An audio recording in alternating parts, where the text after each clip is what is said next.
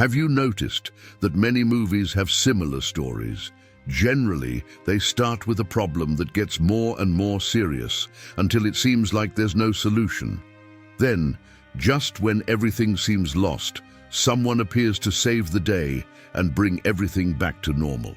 The first book of Kings in the Bible is quite similar to these movie stories, but there are two key differences.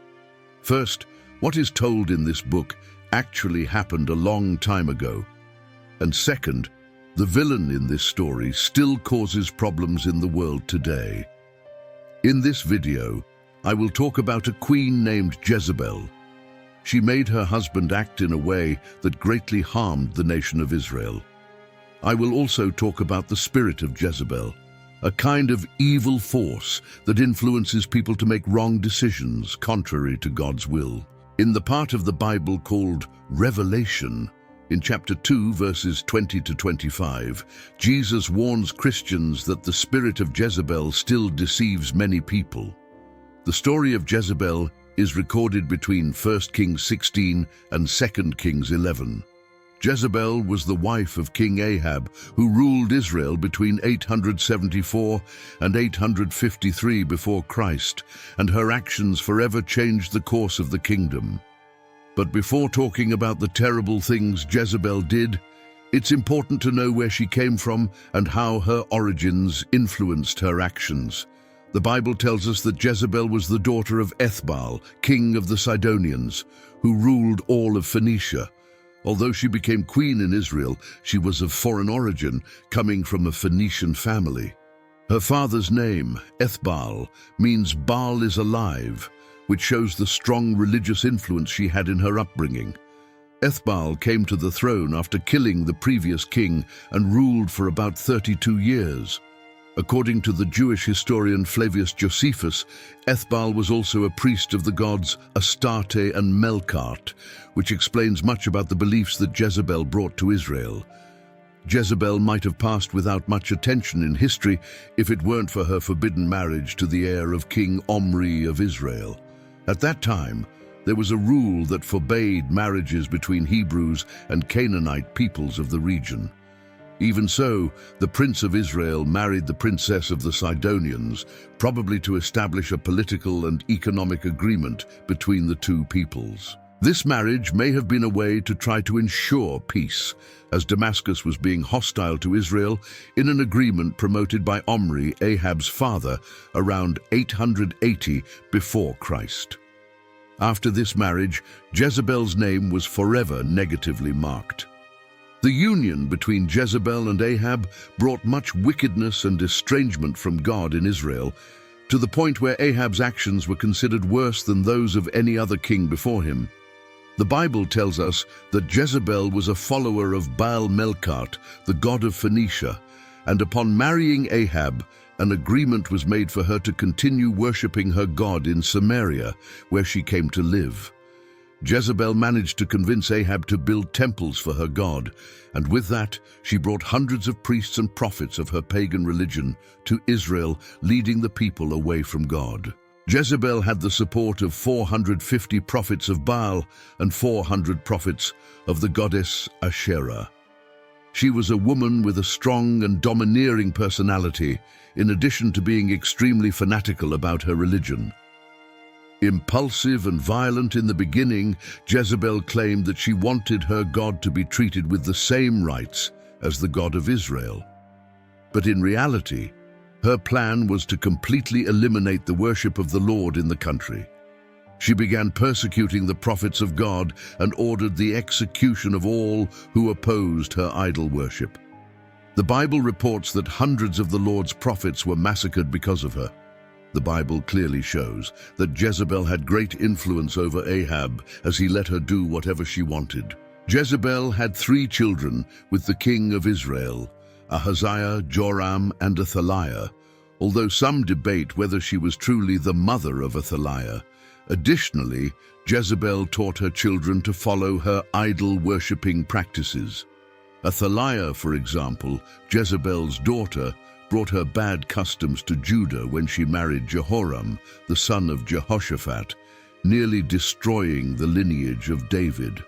In this tense atmosphere, the prophet Elijah emerged, Jezebel's greatest opponent, who condemned her pagan practices. In one of the most well-known moments in the Bible, Elijah challenged the prophets of Baal on Mount Carmel to show who the true God was. The Bible tells that, after Elijah's prayer, the fire of God fell, and the prophets of Baal were killed. Despite this clear demonstration of God's power and the defeat of her prophets, Jezebel did not abandon her idolatry. On the contrary, she became even more furious and threatened Elijah's life, forcing him to flee. A clear example of Jezebel's wickedness is the story of Naboth. The Bible tells that Naboth owned a vineyard near Ahab's palace in Jezreel. Ahab wanted to buy the vineyard, but Naboth refused because he wanted to keep the land that was his family's inheritance.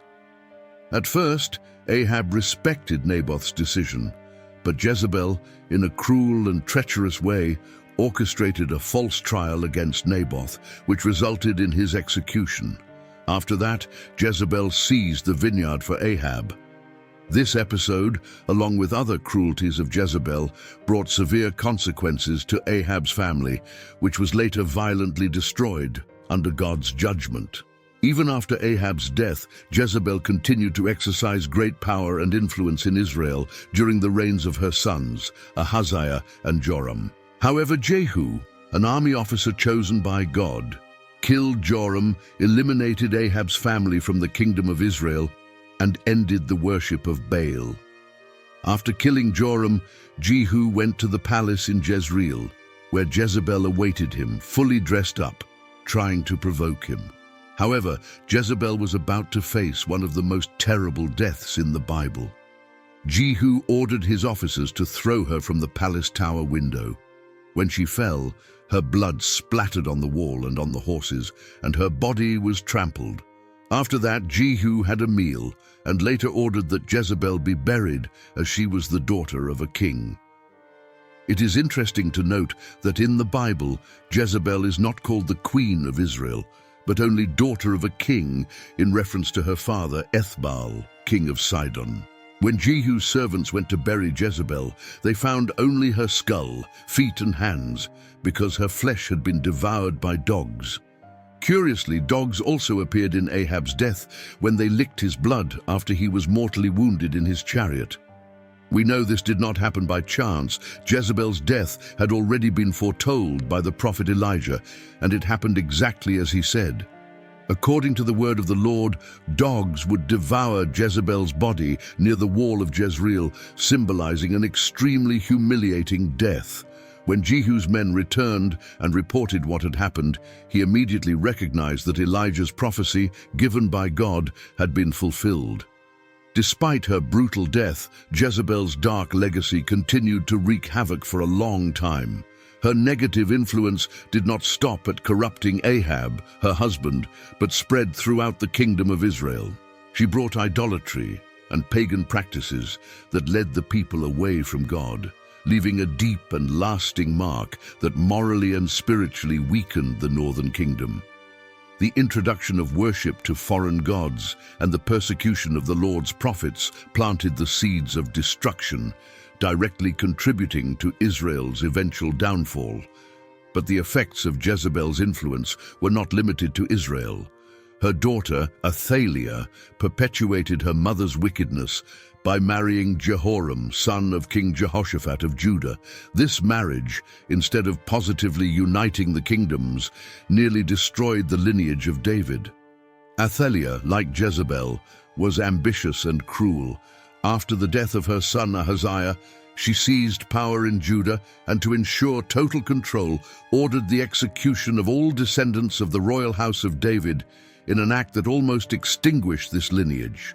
Athaliah usurped the throne of Judah and ruled for several years, but her tyranny and the impact of her influence were not eternal. Eventually, her attempt to eliminate the lineage of David failed, as Joash, one of the descendants, was hidden and protected. Even so, the damage that Jezebel and her daughter caused to both kingdoms was immense. The spiritual corruption and the estrangement from God that Jezebel initiated continued to haunt Israel and Judah for generations, serving as a reminder of how much idolatry and deviation from divine laws can bring destruction not only to a family, but to an entire kingdom. For all these reasons, Jezebel's infamous story became a lasting example of manipulation, wickedness, and idolatry. From her earliest moments as Queen of Israel, Jezebel used her power to distort the truth, corrupt what was sacred, and lead the people away from God. Her influence was so great and negative that her name became a symbol of everything that is contrary to God's will.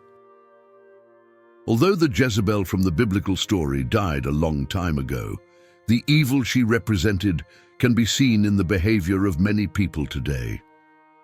God inspired me to speak about this, to warn you about the people you associate with. If you live with evil people, you too might end up making bad decisions. These people can influence you to do things that God does not approve of, leading you away from his path and into error. The Apostle Paul once said, "Not to unite with those who do not believe in God. How can light live with darkness? How can Christ make a deal with evil? How can someone who believes in God unite with someone who does not believe?" So, be careful with whom you allow into your life, whether in friendships or even in marriage, as these people can lead you away from Christ. I want to make it clear that I am not saying that a Christian who married someone who is not Christian should separate. The Bible teaches to pray and believe that God can change any situation. Therefore, it is not about giving up easily. However, it is important for you to be very close to God so that nothing and no one can lead you away from him, as happened to Ahab because of Jezebel. Many people think that the spirit of Jezebel is related to things like sex and seduction, which is true, but I believe these are only some of the problems caused by this type of negative influence.